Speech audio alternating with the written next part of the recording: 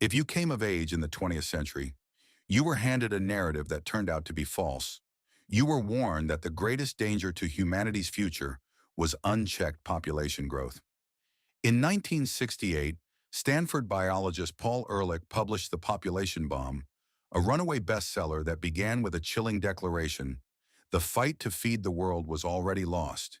He forecast that by the 1980s, billions would perish from famine because Earth could not sustain the exponential expansion of our species. Governments reacted with alarm. India carried out mass forced sterilizations. China enforced the harsh one-child policy. The cultural mood of the era was shaped by images of overcrowded slums in cities like Calcutta and Lagos, reinforcing the belief that humanity was multiplying itself toward catastrophe. But that assumption was wrong. While the world feared a population explosion, humanity quietly hit the brakes. We are not confronting a Malthusian nightmare of too many people and too little food. Instead, we are entering a demographic freefall unlike anything recorded in human history. We are living through what can only be called the Great Graying. For the first time since the Black Death of the 14th century, global population numbers are on the edge of decline. Yet, unlike a plague that wipes out the living, this crisis stems from a growing unwillingness to bring new life into the world. Birth rates across the globe have plunged, and unlike a financial crash, which can be stabilized with bailouts, or a recession, which can be countered with stimulus, demographic collapse does not reverse easily.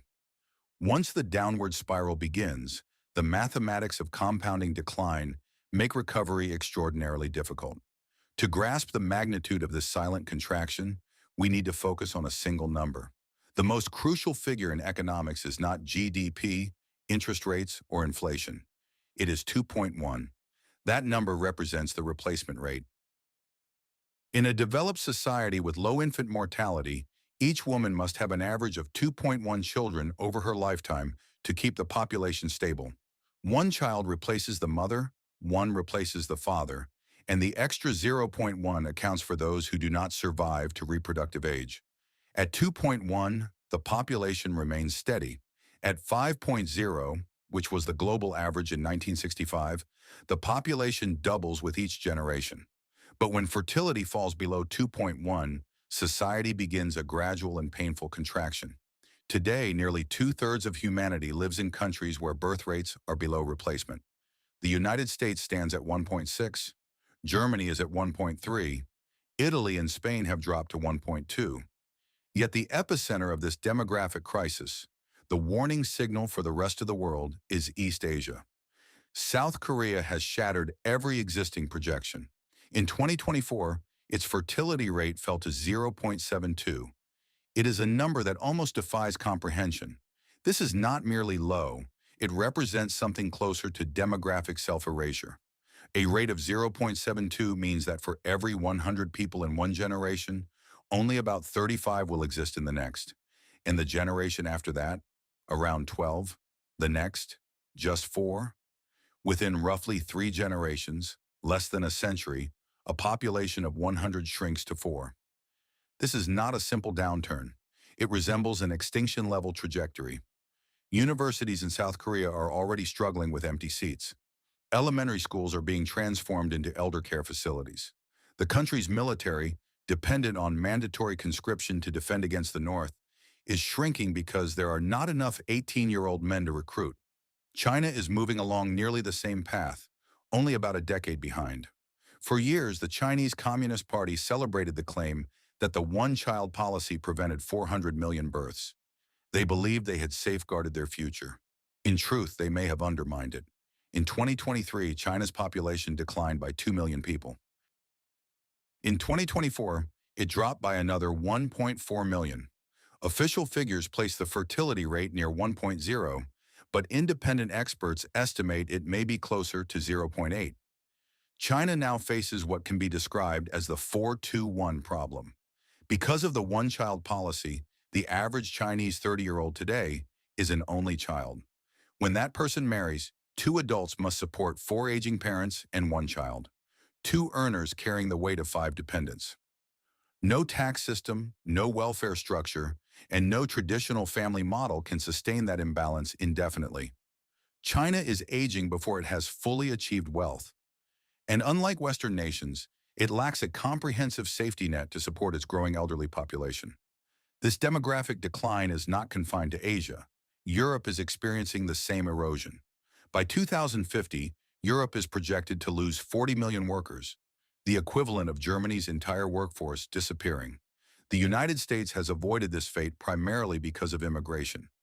Although America's fertility rate of 1.6 is far below replacement, it brings in roughly 1 to 2 million immigrants each year. This inflow prevents the population pyramid from completely flipping upside down, but even that solution may only delay the inevitable. In the next chapter, we will break down the economic machinery behind this demographic decline. We will show why the foundations of our financial system, the stock market, housing markets, pension structures, function like a Ponzi scheme that depends on perpetual population expansion. We will examine what unfolds when the greater fool theory finally runs out of greater fools. To understand why population contraction becomes an economic disaster, you must first recognize a structural truth. Modern capitalism operates like a Ponzi scheme, not in a criminal or fraudulent sense, but in the way it is fundamentally designed. Our entire economic framework assumes that tomorrow there will always be more people than today. More workers contributing taxes, more families purchasing homes, more consumers lining up to buy the next iPhone. When population rises, growth comes almost automatically. Even if productivity does not improve, the economy expands simply because more participants are involved. But when population begins to decline, that engine reverses direction. Leverage, which amplifies gains during expansion, intensifies losses during contraction. The clearest casualty is the pension system. When Otto von Bismarck introduced the first state pension in Germany in the 1880s, the retirement age was set at 70, while average life expectancy hovered around 45. The system was structured so that most citizens would never collect benefits at all. It was, in effect, an efficient revenue machine. Even when the United States launched Social Security in the 1930s, there were 42 workers supporting every single retiree. Funding retirement was simple because dozens of workers contributed small amounts to support one elderly person. Today, across the developed world, that ratio has deteriorated dramatically. In Europe, there are roughly 3 workers for every retiree. By 2050, projections show that number dropping below 2. That arithmetic simply does not work. You cannot tax 2 workers heavily enough to cover the pension, healthcare, and long-term care expenses of one retiree without pushing those workers toward financial hardship. The consequence is a transfer of burden across generations. Governments accumulate enormous debt to sustain benefits for the elderly, passing the cost on to younger citizens.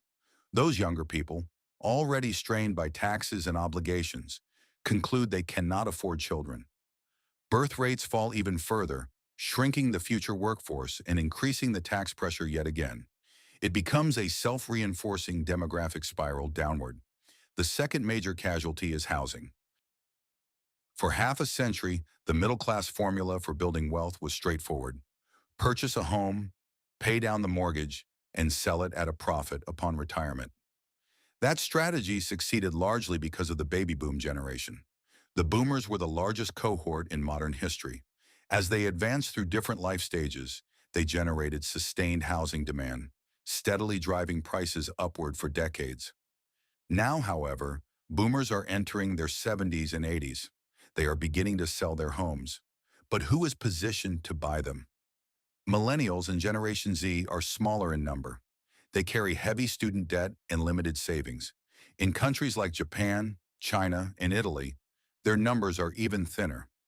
Japan offers a preview of what this looks like. It stepped into demographic winter 2 decades ago. Today, Japan is dotted with IKEA, abandoned houses. More than 9 million homes sit vacant. In some rural areas, properties sell for as little as $500. Occasionally, owners simply give them away to escape ongoing property taxes. This is large-scale asset deflation in real time. Real estate holds value only if someone needs to occupy it. As population declines, the scarcity premium disappears. Picture a scenario where your home loses 2% of its value every year because sellers outnumber buyers. The retirement savings of the middle class slowly erode. The third casualty is innovation. There is a clear link between youth and risk-taking. Younger generations launch startups. They pioneer disruptive technologies. They push for change. Older generations tend to conserve wealth. They prioritize stability. They resist new housing developments and structural shifts. NIMBYism becomes entrenched. A shrinking population inevitably means an aging one. Society drifts toward gerontocracy, governed largely by older interests. Consider Japan again. It remains technologically sophisticated, yet over the past 2 decades it has produced very few globally dominant software firms. Its economy is still led by the same giant corporations that dominated in the 1980s. Why? Because wealth is concentrated among older investors who prefer safe government bonds over high-risk entrepreneurial ventures. The result is long-term stagnation. The economy does not collapse outright. Instead, it slowly suffocates. Growth drifts towards 0 or barely 0.5% annually. Wages stagnate. The creative energy of society diminishes. It becomes an elegant, stable place, almost like a museum, where preservation replaces progress and the future feels increasingly absent. And finally, demographic decline undermines the debt market itself. The global financial system runs on borrowed money. Governments issue debt today on the assumption that tomorrow's taxpayers will repay it. Corporations borrow based on expectations of future expansion and rising revenues. If investors come to believe that there will be far fewer taxpayers in the future, that the population could be 30% smaller within 50 years, who will willingly purchase a 30-year government bond? If long-term growth disappears, the perceived creditworthiness of an entire nation begins to erode. We can already observe early signs of this in Italy, where the debt-to-GDP ratio is surging, not because spending has dramatically increased, but because the denominator, economic output, is barely growing due to a shrinking workforce. In the final chapter, we will confront the supposed solutions and why they are failing. Why can't automation rescue us? Why can't governments simply offer enough money to convince people to have more children? We will analyze the geopolitical winners and losers in this new era and explain why the 21st century may be shaped by a ruthless global competition for the rarest commodity on Earth: young people. So is there an escape? Can innovation pull us back from demographic decline? Tech optimists in Silicon Valley insist that artificial intelligence and robotics will compensate for a shrinking labor force. Their argument is straightforward. As human workers disappear, machines will replace them, preserving productivity even with fewer people. It sounds compelling, but it ignores a core economic principle. Robots do not consume. A machine can build a car, but it does not purchase the vehicle. A robot can prepare food, but it does not eat a meal. It does not travel, raise children, shop for clothes, or apply for a mortgage. Nearly 70% of our economy is fueled by consumer demand. If you substitute 1,000 workers with 100 robots, the production line may remain operational, but you have eliminated 1,000 paying customers. Who will buy the goods those machines produce? An automated society with a shrinking population becomes trapped in deflation. Supply remains high because robots continue producing, while human demand steadily contracts. Capitalism depends on circulation, money flowing between producers and consumers, not merely on output. Then there is the policy approach of throwing cash at the problem. From Seoul to Budapest, governments are attempting to incentivize childbirth through financial rewards. South Korea has spent more than $200 billion over the past 15 years on childcare subsidies, direct payments for newborns, and housing support for newly married couples. The outcome? Fertility fell even further. Hungary offers lifelong income tax exemptions for women who have 4 children. That leaves the final and most controversial option: migration. This is the path chosen by much of the Anglosphere. The United States, Canada, the United Kingdom, and Australia are offsetting demographic decline by welcoming millions of immigrants from developing nations. In the short term, this strategy works for the receiving country. It sustains GDP growth and stabilizes pension systems. But fundamentally, it is a zero-sum exchange. Youth and talent are being transferred from the global south to wealthier nations. When a Nigerian physician or an Indian software engineer relocates to London, Their country of origin loses valuable human capital. It is, in effect, a form of demographic extraction. Yet even this pipeline is narrowing. Fertility rates in traditional source countries are falling more rapidly than expected. India now averages 2.0 births per woman and is already below replacement in urban centers. Bangladesh stands at 1.9. Across Latin America, populations are aging quickly. By 2040, there may be no excess pool of young workers left to recruit. The world will shift into an era of talent competition. Nations will aggressively court young migrants with fast-track citizenship, tax incentives, and financial bonuses. Countries like Japan and China, which are culturally resistant to large-scale immigration, may struggle in this environment. They may prioritize ethnic continuity over economic expansion, accepting a controlled but steady decline. The geopolitical outcome becomes clearer. Who emerges stronger and who falters in an age of depopulation? The primary loser is China. It stands as the largest casualty in the demographic lottery.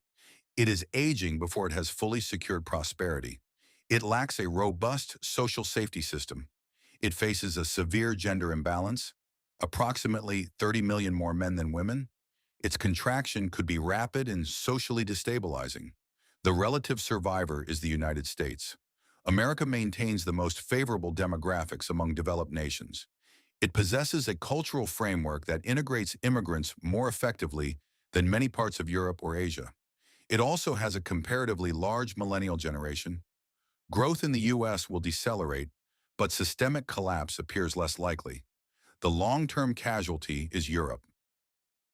Europe may remain affluent, stable, and comfortable, yet gradually lose strategic influence. It risks becoming a continent dominated by retirees, supported by a diminishing workforce and imported caregivers. We are moving into unfamiliar territory. For 10 millennia, human civilization has been defined by expansion. We spread across the globe by out-reproducing competitors. Now we face a paradox. We have mastered the planet, yet we are voluntarily contracting. From an environmental standpoint, fewer people could mean lower emissions and more restored ecosystems. But economically, the consequences are severe for a system designed around perpetual growth. The age of endless expansion is ending. The age of managed contraction is beginning. And this shift is profound. Direct to camera. We have discussed how demographic decline erodes the value of assets, such as housing and equities. But historically, when governments encounter crises of this magnitude, they rarely resolve them through taxation alone. They do not simply allow the system to collapse on its own. When pushed to the edge, governments reach for the wealth of their citizens. In 1933, the United States confronted a deflationary crisis strikingly similar to the one we have been describing. Franklin D. Roosevelt did not wait for public approval. He signed Executive Order 6102. With a single stroke, private ownership of gold was made illegal. Federal agents were authorized to inspect safe deposit boxes. Americans were compelled to surrender their gold in exchange for paper currency that was then deliberately devalued by 40%. In the next episode, we will reveal the complete, unfiltered story of the Great Gold Seizure. We will expose the quiet prosecutions, the legal escape routes used by the wealthy, and the chilling precedent that still empowers a president during a declared national emergency to target assets such as Bitcoin, physical gold, and even retirement accounts. You deserve to understand whether what you consider secure is truly protected. Hit the like button to keep this message circulating and subscribe so you do not miss the untold history of the gold ban.